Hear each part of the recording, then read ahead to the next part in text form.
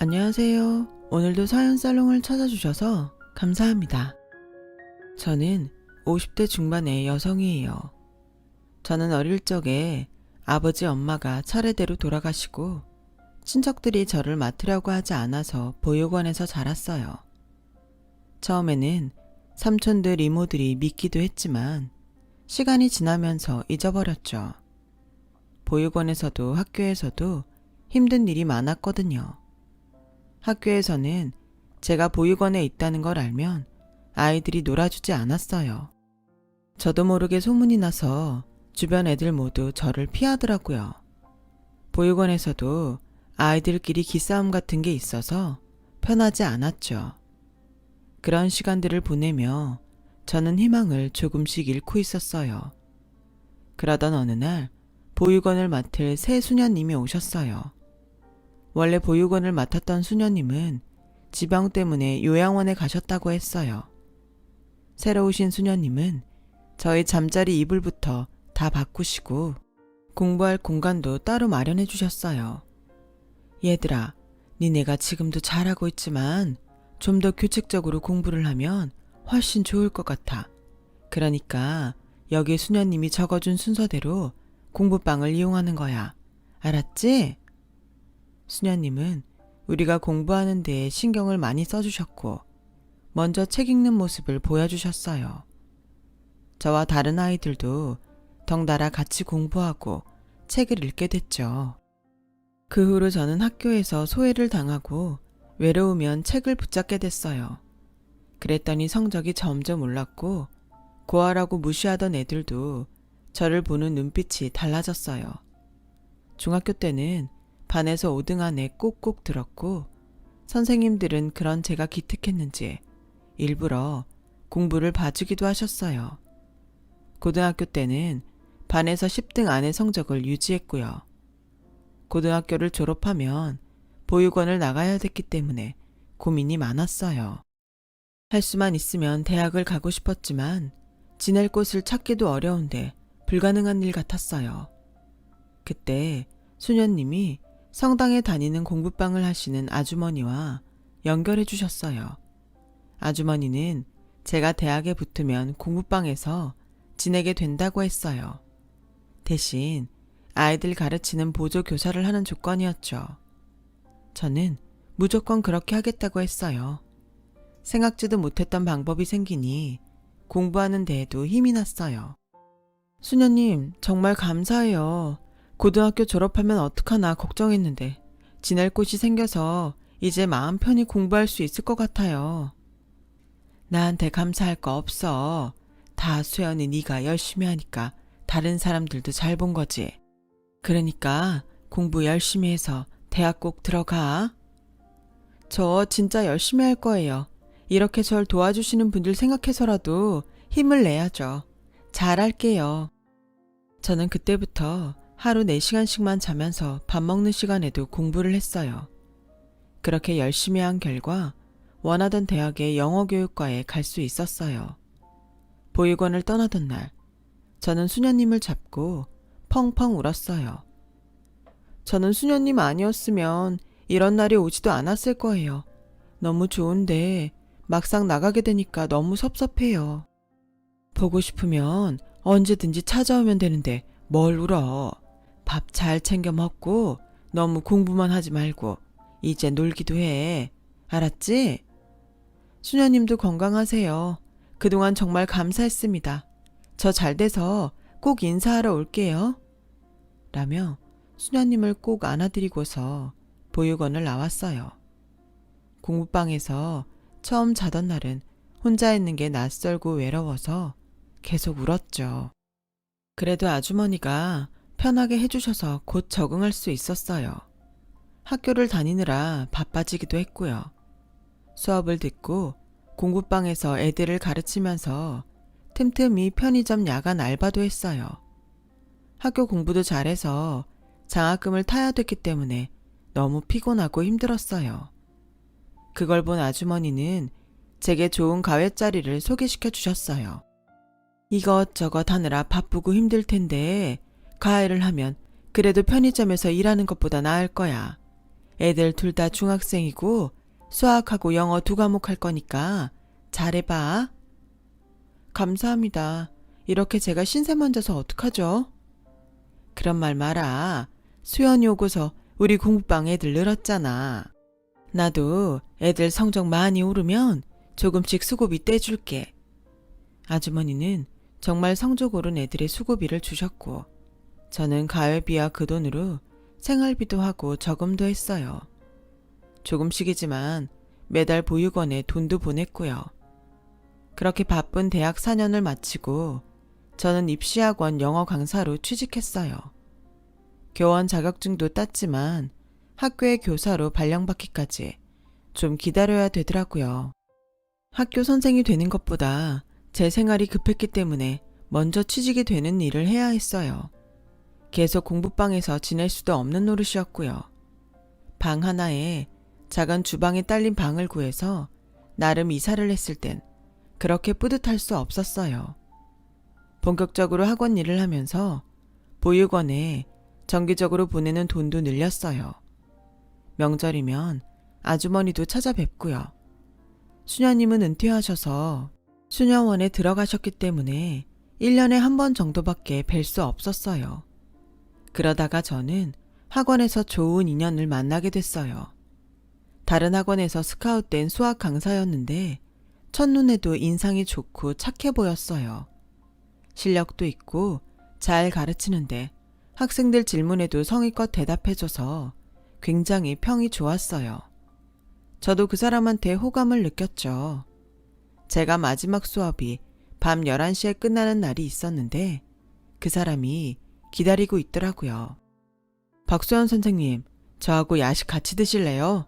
제가 너무 배가 고픈데 혼자 먹으려니까 좀 그래서요.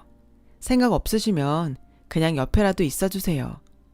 라는데 그 모습이 그렇게 순수해 보일 수가 없었어요. 저희는 그날 첫 만남을 시작으로 자연스럽게 사귀게 됐고 1년 정도 만남을 이어간 후에 그 사람이 저에게 청혼을 했어요. 나도 종호 씨하고 결혼하고 싶은데 내가 어떤 처진지 알잖아. 나 같은 며느리 시댁에서는 안 좋아할 것 같아서 걱정돼. 내가 말했잖아. 나도 친엄마 돌아가시고 새어머니라고. 여동생도 새어머니가 데려오셨고 나하고 별로 안 친해. 같이 산 지도 오래됐고 아버지도 돌아가신 지 좀 돼서 힘든 일 없을 거야. 내가 결혼한다고 하는데 새어머니가 뭐라고 하겠어? 그래도 어머니 입장에서는 며느리를 보는 건데 신경 쓰이실 거야. 아들이 또 있는 것도 아니고 종호 씨 하나인데 사돈 집안을 안 보겠어? 내가 진짜 내 얼굴에 침 뱉는 것 같아서 얘기 안 했는데 나랑 새어머니 그럴 사이 아니야. 그러니까 걱정 마. 라며 아주 깊은 얘기는 하지 않았는데 새어머니가 많이 차갑고 자기한테 관심이 별로 없다고 하더군요. 그래서 사이가 좋지 않겠거니 하고 인사를 갔는데 정말 쌀쌀만 따는 게 뭔지 알겠더라고요. 결혼까지 생각했으면 나에 대해 알고 있을 테니까 긴 말은 안 할게. 나한테 정 같은 거 바라지 마. 나도 그런 거 안 바랄게. 근데 할 도리는 하고 살아야 된다. 그래도 내가 그동안 종호 키워준 공은 있잖아. 내가 그 정도는 받을 자격 있어. 라고 당당하게 말하는데 그 사람 표정이 일그러지더라고요. 나중에 들으니 시어머니는 그 사람을 제대로 돌봐준 적이 없었대요. 항상 자기 딸만 챙겼고 딸한테는 온갖 비싼 거 다 해주면서도 그 사람한텐 용돈도 제대로 준 적이 없다는 거였어요. 다 지난 일이고 나한테 그런 건 괜찮지만 결혼해서 당신한테 그러면 나도 그땐 참지 않을 거야. 새어머니가 이상한 짓 하면 바로 나한테 말해. 라고 했지만 그 당시만 해도 저는 제가 남편하고 시어머니 사이를 편하게 해주면 좋을 것 같다는 순진한 생각을 하고 있었어요. 그래서 결혼 후 학원 다니느라 바쁘면서도 시어머니가 집에 불러 도우미처럼 부려먹는 것도 묵묵히 참았었죠. 시어머니는 학원으로 전화까지 해서 자기 친구 딸 결혼 부조금을 저한테 달라고 하더군요. 어머니, 그건 어머니 용돈에서 하시면 안 될까요? 제가 어머니 말씀하신 것보다 더 넉넉하게 드리잖아요. 용돈 드린 지 얼마 안 됐고요. 저도 계획이 있고 저희 생활비도 써야 해서요. 너 되게 웃긴다. 내가 50만 원을 달랬니? 100만 원을 달랬니? 그깟 10만 원을 더 준다고? 니네가 생활을 못하지도 않을 거면서 그렇게 야박하게 구니? 막말로 내가 종호 친어머니여도 이랬겠어? 그런 게 아니에요. 제가 어머니가 그 사람 친어머니 아니라고 그럴 거면 그 사람 몰래 돈을 더 드리지도 않았죠. 저희도 적금 들어가고 보험 들어가는 것도 있고 대출도 갚아야 돼요. 생활비가 넉넉한 게 아니라서 사실대로 말씀드리는 거예요. 니네가 뭘 그렇게 먹고 쓰고 살 일이 많다고 그러냐? 니네 가만 보면 진짜 해놓고 사는 거 가관이더라. 아주 남들 하는 건 다 하려고 하던데 니들한테 그게 어울린다고 생각하니? 아니 닦아놓고 얘기해서 니들이 김치에 밥 마른 것만 먹고 살아도 감지덕지지. 특히 너 안 그래? 보육원에서 살다가 지 집 갖고 사는 것만도 황송해야지. 뭘 그렇게 해놓고 살려고 하는 게 많아. 좀 주제에 맞게 해놓고 살아. 라며 소리를 지르더니 전화를 끊더군요. 저희는 그때 20평짜리 전셋집에 살고 있었고 사치를 부리는 것도 없었어요. 남들 하는 것만큼만 하고 살았고 더 안 쓰고 살았죠. 시어머니 눈에는 그것도 저희한테 감지덕지라는 건데 정말 기분 나빴지만 그래도 참는 데까지 참아보자고 생각했어요. 남편이 시어머니를 싫어해서 명절 때도 잘 안 가려고 하니까 시어머니는 남편을 주변에 나쁘게 말했거든요. 그런데 제가 그런 얘기를 남편한테 하면 분명히 한 소리 할 거고 그러면 시어머니는 남편을 더 나쁜 사람을 만들 테니까요. 하지만 제가 참는 것도 딸을 낳으면서 끝이 났어요. 시어머니는 제가 아이를 낳고 병원에 있는 동안 한번 들여다보질 않았고 어떻게 이럴 수가 있냐고 전화로 한마디 하는 남편한테 아들도 아니고 그까지 딸 낳은 거 가지고 어디 오라 말아야. 너는 우리 시영이 잘 사냐고 한번 물어보길 했니? 그래놓고 지금 네 마누라 안 보러 왔다고 큰소리 내는 거야. 하여간 어릴 때부터 싸가지 없고 하는 행동마다 밥맛이더니 커서도 다를 게 하나도 없네. 싹수가 노랗다는 말이 딱 맞아. 니들 딸인데 똑같겠지 어련하겠니? 별것도 아닌 것들이 바라는 것도 많다. 끊어! 그때부터 저도 시어머니한테 기본적인 용돈만 보냈고 전화가 와도 받지 않았어요. 저한테 뭐라고 하는 것까지는 참겠는데 갓 태어난 아이한테 막말을 한 건 용서가 안 됐거든요. 남편과 시어머니 사이를 좋게 해보자고 생각한 건 정말 큰 실수였어요. 시어머니는 그런 일반적인 생각이 통하지 않는 사람이었죠. 그리고 한동안 잠잠하다 싶었는데 딸아이 돌이 지나고 청천벽력 같은 일이 일어났어요. 저희도 모르게 저희 살던 집에 다른 사람이 계약을 한 거였어요. 너무 놀라서 집주인에게 알아보니 시어머니가 우리가 나간다고 했다면서 우리와 연락을 하려고 해도 자기한테 맡겼다고 했다는 거였어요. 저나 남편은 계속 수업이 있으니 통화를 하려고 해도 안 되는 때가 많았고 시어머니는 아들이 써준 거라고 위임서에 도장을 찍은 거 보여주고 도장까지 갖고 다니니 주인도 믿었다는 거죠. 너무 기가 막힌 남편과 저는 아이를 업고 시어머니한테 가서 따졌어요. 시어머니는 눈 하나 깜짝 안 하고 아무렇지도 않게 시영이 애가 둘이고 이제 유치원 들어가는데 집이 좁다잖니? 걔가 원래 좁은 데에서 못 지내는 애야. 그리고 몸도 약해서 아줌마도 써야 하는데 집이 좁으면 일하는 아줌마들도 무시하고 뒤에서 흉본대더라. 그러니 더 넓은 집으로 이사 가야 되지 않겠어? 근데 그걸 왜 우리 전세를 빼서 해줘요? 그게 새어머니 돈이에요? 다 제가 벌어서 모은 돈이에요. 얘가 어디서 큰 소리를 지르고 그래? 야, 네가 내가 해준 밥을 얼마나 많이 먹고 컸는데 네가 벌어서 모은 돈 소리가 나와? 네가 내 밥 안 먹었으면 지금 그 돈은 벌었을 것 같니? 그리고 그 돈 얼마 되지도 않던데 뭘 생색이야? 라며 말도 안 되는 소리를 하며 저희를 내쫓았어요. 정말 내가 참고 참았는데 이제서는 안 되겠어. 저런 사람하고 더는 가족으로 엮이고 싶지 않아. 미안해 수연아. 괜찮아. 지금만 넘기면 우린 또 어떻게든 살 수 있어. 당신이나 마음 편한 대로 정리하고 너무 신경 쓰지 마. 스트레스가 더 안 좋아. 라며 서로를 위로했어요. 저희는 적금과 보험을 모두 깨고 저금했던 것까지 모아서 방 2개짜리 옥탑 전세를 얻었어요. 꼭대기층이라서 여름에는 덥고 겨울에는 춥겠지만 반지하보다는 아이에게 나을 것 같았어요. 남편은 정말 새 시어머니와 결별하려고 변호사에게 상담을 했지만 친생자 관계가 아니라는 걸 증명을 해도 쉽지 않다는 말에 일단 포기를 할 수밖에 없었어요. 그렇게 오랜 기간 싸울 형편도 안 됐고요. 저는 아이가 어린이집에 갈 때까지 전에 신세졌던 아주머니네 공부방에서 아이들을 가르치며 생활비를 벌었어요.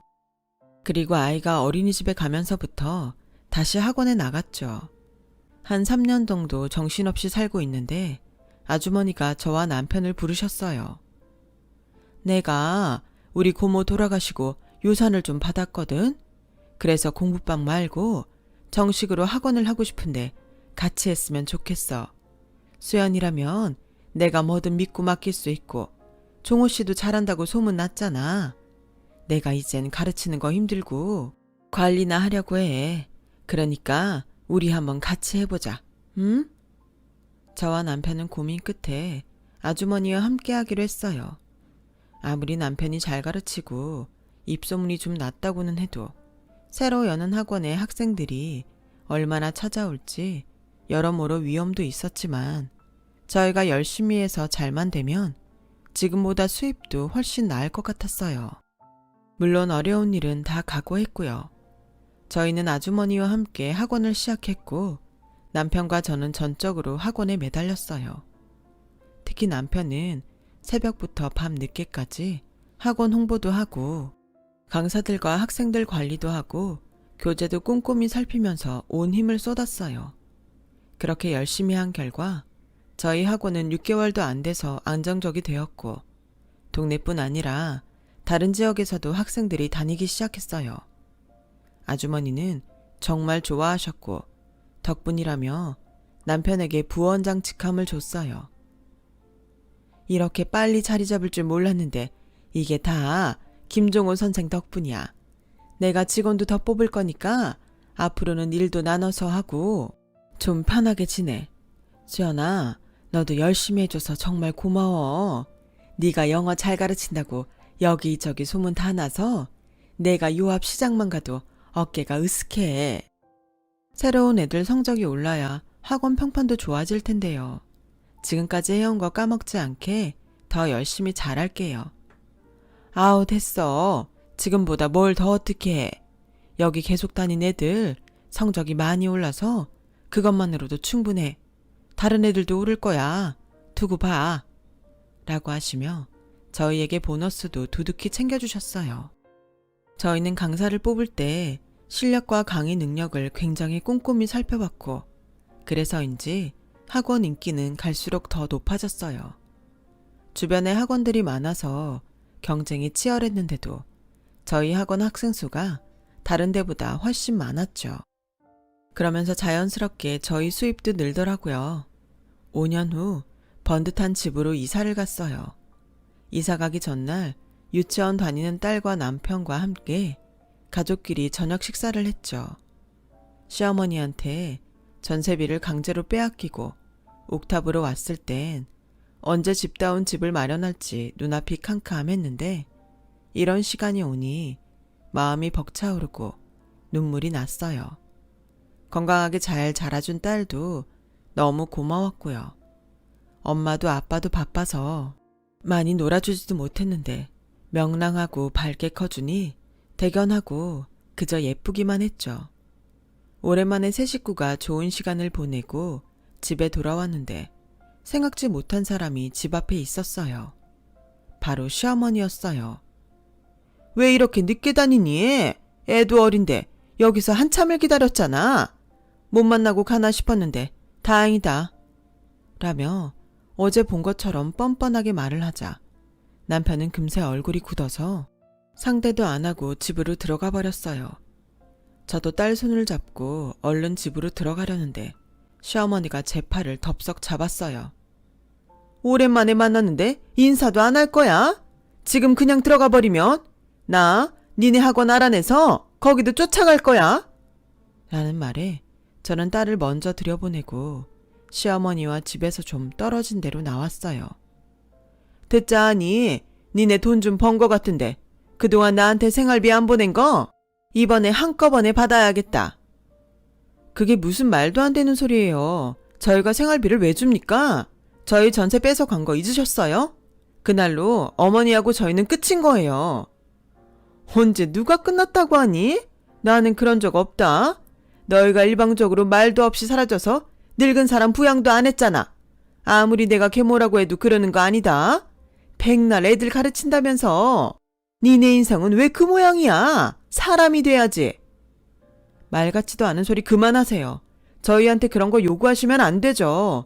본인이 어떤 짓을 했는지 좀 생각해 보세요. 한 번만 더 와서 이러면 저도 가만 안 있어요. 아이구야, 이제 협박도 하냐? 네가 뭘 어쩔 건데?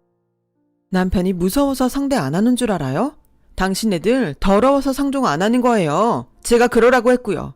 이제 저도 안 참습니다. 행패 부린다고 경찰에 신고할 거고요. 저희 전세 빼앗아 간 것도 어떻게든 다 고소해버릴 거니까 알아서 하세요. 라고 따끔하게 말했더니 당황해서 가버리더라고요. 제가 그렇게 세게 나갈 줄 생각 못한 것 같았어요. 저와 남편은 이사를 가게 돼서 다행이라고 했죠. 그러면 또 찾아와도 더는 만날 일이 없으니까요. 하지만 시어머니는 며칠 후 저희 학원에 찾아와서는 접수대 앞에 주저앉아서 큰 소리로 통곡을 하기 시작했어요. 아이고, 여기서 잘 가르친다고 소문난 선생이란 것들이 계모라고 나몰라라고 지들끼리만 잘 먹고 잘 살고 불효 막심한 것들. 남의 자식 키운 건 공도 없다더니 내가 먹이고 학교 보내고 다 키워놨더니 지들끼리 소리소문 없이 이사가 버리고 어떻게 이럴 수가 있어. 지 어머니는 굶어 죽게 생겨도 들여다보지도 않고 이런 것들이 선생이라고 누굴 가르친다는 건지 아유 내가 분해서 못 살아. 저와 남편은 시어머니를 일으켜 세우려고 했지만 시어머니는 그 자리에 눌러 앉아서 꿈쩍도 하지 않았어요. 이러지 말고 일어나세요. 저 정말 가만 안 있습니다. 이렇게 점잖게 말하는 거 마지막이에요. 라는 남편 말에 시어머니는 더 크게 소리를 지르며 그래 아주 막 나가자는 거지. 네가 지금 하는 건 점잖은 거냐? 이젠 너도 협박하면서 널 키워준 사람을 나쁜 사람으로 만들 거냐? 저번에 네 마누라가 날 협박하더니 너도 그새 배웠냐? 그래 어디 해볼 테면 해봐. 라며 억지를 쓰는데 그때 아주머니가 제복경찰 2명과 나타나셔서 그래 어디 해봅시다. 남의 일터에 와서 회방이나 하고 말이야. 이 할머니가 어디서 행패를 부려. 대기 얘들 집 몰래 전세 빼서 친딸 집 해준 거 모를 줄 알아? 당신이 얘들한테 뭘 해줬다고 그래? 그렇게 잘해줬다면서 왜 손녀 낳은 며느리 한 번도 보러 안 갔어? 내가 더 얘기해볼까? 어디서 부끄러운 것도 모르고 이러고 있어. 아유 내가 억울해서 못 살아. 이것들이 이런 식으로 사람을 모함하고 있었네. 라며 억지를 부렸고 결국 경찰들이 붙잡아서 경찰서로 데려갔어요. 남편은 수업에 들어가고 제가 갔더니 시어머니는 그제야 얼굴이 하얗게 질려서 저를 붙잡고 사정하더라고요. 얘, 이게 다 뭐냐? 난 그냥 니네가 하도 내 얘기를 안 들어줘서 하소연한 것뿐인데 무슨 영업방해, 명예훼손에, 무고죄 이런 게 다 뭐니? 네가 얘기 좀 잘해줘. 다 맞잖아요. 없는 얘기 꾸며서 저희 억울하게 만들고 직장까지 찾아와서 사람들 앞에서 망신 주고 그게 어떻게 하소연이에요? 난 그저 내가 형편이 어려우니까 좀 도와달라고 한 것뿐인데 이렇게 될 줄은 정말 몰랐다. 정말 나 이걸로 고소할 거 아니지? 고소할 거예요. 저희라고 매번 당하기만 할 줄 아세요? 그것뿐 아니고 접근금지 명령도 받아낼 거예요. 얘 며느라, 박수연 선생, 내가 모르고 그런 거잖아. 선생이면 이런 것도 이해할 수 있잖아. 이분만 어떻게 넘어가줘. 내가 정말 돈이 급해서 그랬던 것뿐인데 고소라니 이건 아니지. 돈이 급하다고도 안 하셨고 저희 보고 몇 년 동안 안 준 생활비 한꺼번에 내놓으라고 하셨죠. 그러면서 저희 불효자로 몰아세웠잖아요. 저 이번에는 그냥 안 넘어갈 거예요. 라고 하자 시어머니는 제 손을 붙잡고 나 네 시어머니야. 가족끼리 이러는 거 우습잖아. 저희가 무슨 가족이에요. 우리는 남남이죠. 아니, 남남보다 못하잖아요. 이렇게 자꾸 저희를 나쁜 사람으로 몰아가면 전세비 빼간 것도 사기죄로 고소할 거예요. 저희가 몰라서 가만히 있는 줄 아세요? 마지막 예의는 지키려고 그냥 넘어간 거였어요. 라며 손을 거칠게 뿌리쳤어요. 그제야 시어머니는 고개를 숙이며 내가 정말 잘못했어. 제발 그것만은 하지 말아줘. 하며 싹싹 빌더군요. 알고 보니 저희 전세비 뺀 걸로 보태서 집을 사준 딸이 사위한테 거짓말을 하고 거액의 돈을 빼돌렸다고 해요. 그것 때문에 사위는 이혼 소송을 하면서 딸을 사기죄로 고소했고 시어머니가 살고 있던 집까지 날아갔다고 하더군요. 저와 남편은 다른 고소는 취하하고 접근금지 명령만 받아냈어요. 시어머니는 그 뒤로도 몇 번이나 학원에 전화해서 저희에게 사정했지만 저희는 냉정하게 거절했어요. 얼마 후 지인으로부터 시어머니가 딸하고 지방으로 내려갔다는 얘기를 들었고 그 후로는 연락이 끊겼어요. 남편은 그게 오히려 잘된 거라고 했고 저도 그렇게 생각해요. 학원은 다른 지역에 분원을 내서 제가 그곳 원장이 됐고 지금까지도 잘 해오고 있답니다. 딸도 이제 다 커서 어엿한 직장인이 됐고요. 어려운 때라서 취업이 되기까지 어려움이 있었지만 몇 번의 도전 끝에 좋은 회사에 들어갔죠. 이제는 듬직한 사익감만 나타나면 바랄 게 없겠네요. 제 얘기는 여기까지예요. 긴 얘기 들어주신 여러분 모두 감사합니다. 다들 건강하시고 행복하고 좋은 일만 많으셨으면 좋겠어요. 여러분, 사연 댓글에 응원과 현명한 조언 부탁드려요. 좋아요와 구독은 저에게 큰 힘이 됩니다. 오늘도 좋은 일 가득하세요.